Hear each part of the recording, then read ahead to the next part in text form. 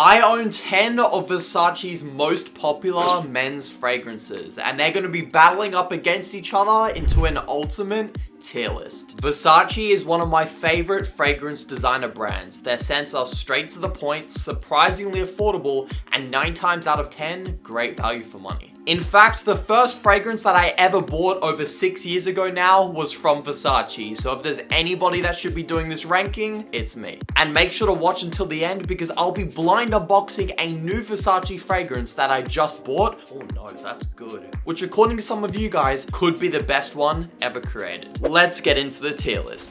Let's start by ranking a Versace fragrance that I truly believe just has the most fresh and clean scent out of any fragrance ever made. Not even just within the Versace brand, just in the entire world, and that is Versace Pour Homme. This is citrus done to perfection. And I'm not even like a citrus, fresh and clean, summery type of guy. I like something with vanilla, coconut, you know me, maybe even some fruitiness, something a bit more interesting. This is not that interesting. This is simple, fresh, and clean, but it is done so well that I don't even care. It is just that good. I'm gonna be slotting this Versace fragrance, honestly, straight into the S tier. I know it's a pretty crazy start to a ranking video. Does it perform the best? No, but when something is so citrus, top note heavy, and so fresh and clean, you really can't expect it to be a beast performer. You're still gonna get, 5-6 hours of longevity if you wanna rock this at for school, for work, which is when I think this fragrance shines. Personally, I would go between 6 and 7 sprays because again, since it is so fresh, it's not going to be like a beast mode projectile or anything like that. Truly one of the best fresh and clean summer fragrances ever created and a masterpiece from Versace. If you can find this, if you're in the US, it should be around, $30. Here in Australia, it's $60, and for that price, it's an absolute robbery. Let's switch it up a bit and go with a less traditional and classic Versace fragrance. Let's go with their most recent release, and that is Versace Eros Najim. What I will say, smell aside, this is probably the coolest looking Versace fragrance that they've ever created. This one was actually a Middle Eastern exclusive. I was one of the first people to try it. I coincidentally was leaving Dubai from a fragrance exhibition, and the day I was leaving, it was released exclusively in the Dubai duty-free airport. So I was like, what the hell is this? Is this like a fake Versace fragrance? I couldn't find anything about it on the internet. No, turns out it was just a Middle Eastern exclusive, and I'd gotten very lucky that day. Fast forward almost exactly a year later, and it's now in Australia, it's in the US, and I can honestly see why. It has the mass appeal where I do think it could be a big seller all across the world. This is your typical sweet, spicy, warm vanilla fragrance, but it does have oud and it does have a caramel note. So I would say it does kind of have that slight Middle Eastern edge to it, which I will say gives it enough of a standout factor to a lot of other sweet, spicy designer winter fragrances out on the market. If you're into the fragrance game for more than 6 months to a year now, this probably won't blow you away. I do think it's a nice scent. It's just nothing unique enough where I can give it, above the B tier. So that's exactly where I'm going to put it. It's a good performer. It's not excellent. Everything about this fragrance is good, but there's no aspect of it except the bottle design that I think is truly excellent. So I can't justify putting it any higher than the B tier. Keep an eye out for this one though. If you like an Azara the Most Wanted, a stronger with you, but you want something maybe a bit more woody, just slightly more out there, or maybe your friends own those type of scents and you want something similar but you don't want to copy them exactly, Versace Eros Najim could be a solid option for you. But there are other Versace winter fragrances in this video that I do think are superior to this, so I would hold off. Let's take it all the way back to 2012 when the very first Versace Eros was released. This is Versace Eros EDT. And man, this one holds some crazy nostalgic memories for me. It was actually the first fragrance I ever bought. And I bought it off of Jeremy Fragrance's recommendation because in all of his most complimented lists, Versace Eros was in the top 3. And as a young 16, 17-year-old guy who was trying to, get talking to girls for the first time, I needed all the help I could get. And honestly, this fragrance does still hold up 5, 6, 7 years later. It's fun, it's fresh and sweet. A fragrance like Versace Eros will just always work, whether you love it or you hate it. It has been probably at least 3 years since I have unironically worn this fragrance, so just for nostalgic purposes, yeah, I don't like those memories anymore, man. apple, mint, vanilla, a little bit of spice, and the EDT and the EDP Eros to me smell within 90% close. I've owned both, and I don't really see a need to get the EDP version. I will just save the money and get the EDT if you really want Versace Eros in 2025. The Parfum version I've tried in store, and it's a bit more earthy and rich, slightly more mature. It's actually quite an interesting take on the Eros DNA. Definitely worth trying. You can probably do better than it. In 2025, in my opinion, Versace Eros is the definition of a C-tier fragrance. It still holds up. It just probably won't turn heads. And yes, I do think, you know, the standard of fragrances have just kept going up and up each year. And you can find a lot better value for money for the price in 2025, especially with the rise of these Middle Eastern fragrances that are, you know, cloning unique smelling niche scents for just 30 bucks. So C tier for Versace Eros EDT and the EDP version. A fragrance that smells exactly how the bottle looks would be Versace Eau Fraiche Lemonade in a perfume bottle.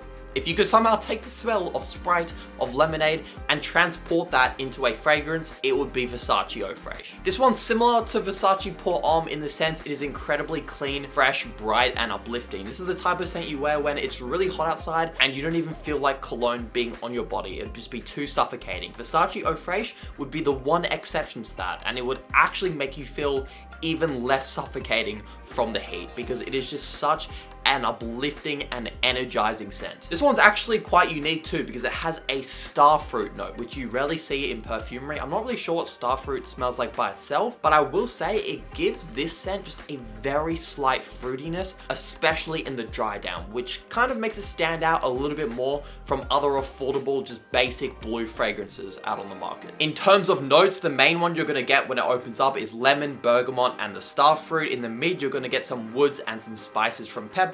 In the base, you get musk, woods, saffron, and amber. To me, it's a much more simple scent than what all of those notes might make you think. I definitely get lemon, I get a slight fruitiness, and a very slight spiciness, probably coming from that pepper note. If you are looking for an affordable, cheap, just fresh and clean, uplifting scent, it's a very close battle between this and Versace Pour Homme. Personally, I prefer Versace Pour Homme just slightly, but honestly, this is still a fantastic fragrance. I'm slotting this one right into the A tier, so it is going to be just below Versace Pour Homme. Maybe you're an active school kid and you want something you can wear before gym in the morning or even for after gym before you head into the classroom. Versace Eau Fraiche would be amazing, but I strongly recommend you try both and see which one you prefer. This one has a slight bit more sweetness, which usually is what I would gravitate towards, but again, there is just something so addictive and refined about Versace Pour Homme that I really find myself gravitating more towards that one. I don't want to spend too much time on this one because it really frustrates me talking about it. Versace Eau Fraiche Extreme. And I actually got emailed from Versace to be sent this out, and I was over the moon. You know, getting a PR package from Versace is many creators' dreams. It was certainly one of mine to try this one. But if you guys have already seen my unboxing video, you would know that unfortunately I had to roast it to ashes. So I have no idea what the notes are of this fragrance. I have never smelt it before. It's very calming, but to be honest with you, like, it's just kind of boring. Like, this thing's like 200 Australian dollars or a little bit less. It's called Eau Fraiche Extreme, so you would assume it would have quite a similar scent profile to the original Eau Fraiche. And I wish it did, because the original Eau Fraiche is bordering on a masterpiece. It's a fantastic scent profile, but no, they just had to copy YSL Myself like every other fragrance brand in 2025. And I get it, it's nice, it pulls compliments, but you didn't have to copy them. You could have at least made a separate fragrance line for that scent profile.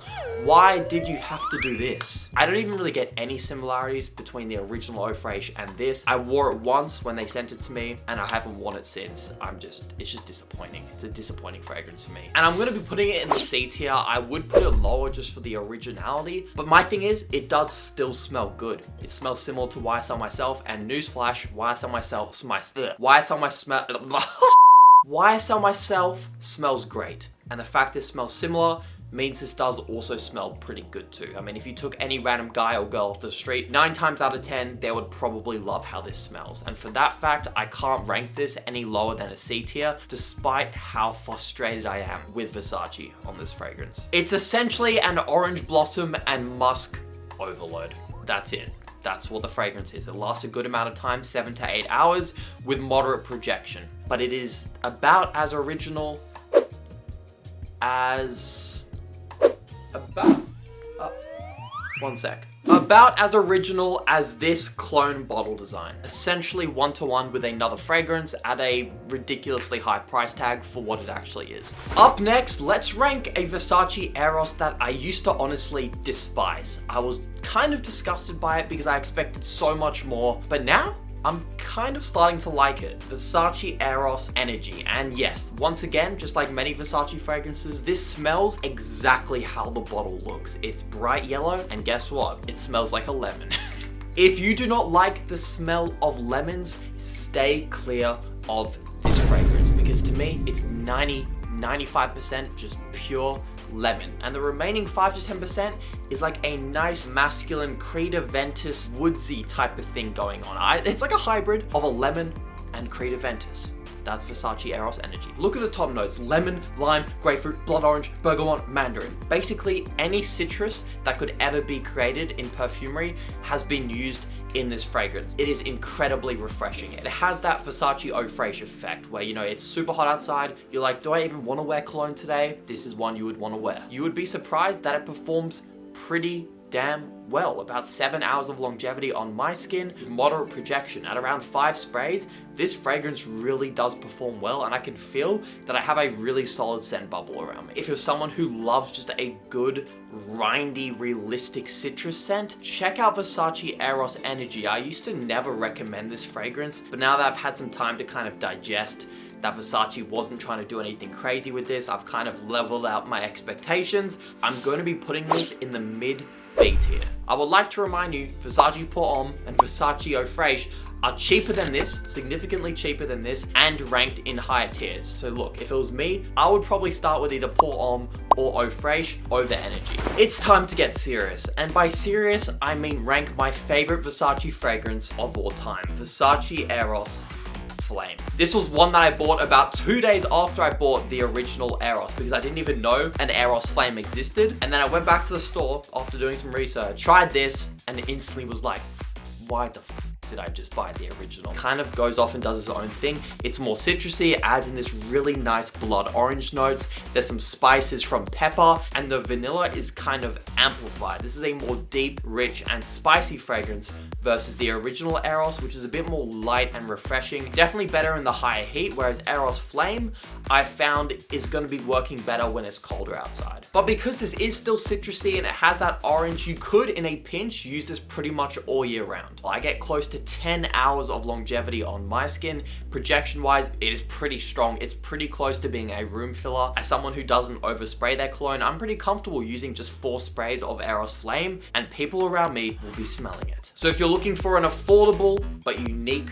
winter signature fragrance, I can't really recommend much else than Eros Flame. It's my favorite Eros of all time. It's my favorite Versace of all time. But if you haven't guessed yet, this is going straight into the S tier. It's actually going above Versace Pour Homme just by a little bit. But an ultimate dynamic duo for around 150 bucks all up would be using this in the winter time and pairing it with Versace Pour Homme to use in the summer. All good things must come to an end, and after ranking such a good fragrance, I feel like we have to just calm it down a bit and briefly talk about Versace blue jeans. I'm not very enthusiastic about it. Before I start roasting this to ashes, I'm gonna predict the fact I'm gonna get comments saying, but Finn, you've clearly been using your Versace blue jeans. No, I fucking haven't. I sell fragrance decants at fbfragrances.store. These are all from decant orders. You would be surprised people actually want to try this fragrance. When I'm filling up my decants, I almost feel bad in the back of my mind knowing they've just spent their hard-earned money on a fragrance that I just think smells terrible. Sometimes I don't even want to pack the orders. It smells it smells like a barbershop mixed with like cat piss. Like, and I know people love this scent. This has like a weird cult following. I don't know why. If you're one of those people, I will never understand you. This smells overly floral. It has a really piercing lavender note. Kind of has like a stinky element. I struggle to describe this because it just smells terrible. If you agree with me, this is your chance to subscribe because me and you will probably get along pretty well. This one is going to be slotting into the D tier, and it's one of the very few fragrances I've ever ranked on my channel in the D tier. But if there are any that deserve it, it is this one. Genuinely, I love Versace fragrances, but this is the exception. Terrible. If I was 16 again and I could just wear one signature scent for the rest of my life, there's a very good chance I would at least consider Versace's Dylan Blue. If I could just describe this fragrance in one word, it would be sporty, or athletic, or just like gym bro. That's 2 words, Finn. It's fresh and clean, but it dries down quite ambery, a little bit spicy. Truly, you can use this all year round. You could use it for the gym, like I said, gym bro. This one is gonna open up with bergamot, water notes, grapefruit. In the middle, you get some spices from patchouli and pepper, and it dries down into musk, incense, tonka bean, and saffron. But one of the main listed accords is amber, and amber is what you pick up a lot of in the dry down, which is a big reason why it has a lot more versatility than even just a lot of really fresh and clean scents. This one's fresh and clean, but again, it has that depth where you could dress this up on a night out, especially if you're younger and you're not really like expected to be even wearing cologne. It's enough to get you to stand out. So I think this has been formulated for someone who's only smelled a handful of colognes. They're just looking for maybe their first cologne that can do it all. Versace Dylan Blue is 10 out of 10, just for that one purpose alone. As someone that owns a lot of cologne, it does smell very, very basic to me now, which isn't a bad thing. I just got to acknowledge it. Well, here in Australia, it's about 60 or 70 bucks, which means over in the US, probably looking at about 30, 35, maximum $40. And you are getting a fragrance with above average performance, 6 to 7 hours of longevity with moderate projection. And at that price point, in terms of the scent profile, the compliment appeal, that's pretty freaking good. Taking all of that into account, I think Versace Dylan Blue is a B tier fragrance. It's slotting right in the middle there alongside Eros Energy. But we aren't done. We have only ranked 9 Versace fragrances, and as promised, there is one that I've never even smelled before, but I've heard some freaking good things about, man. So let's get it open. There are Reddit pages dedicated to Versace the Dreamer, calling it the best fragrance from the house of Versace. It also has an iris note, and iris is one of my favorite notes. It was created a while ago. It looks like in the 2000s? No, 1996. This is an OG cologne. This is the cologne my dad probably used to wear. I wasn't even born in the 1900s. I was born in 2003. Let's see if this fragrance still holds up in 2025.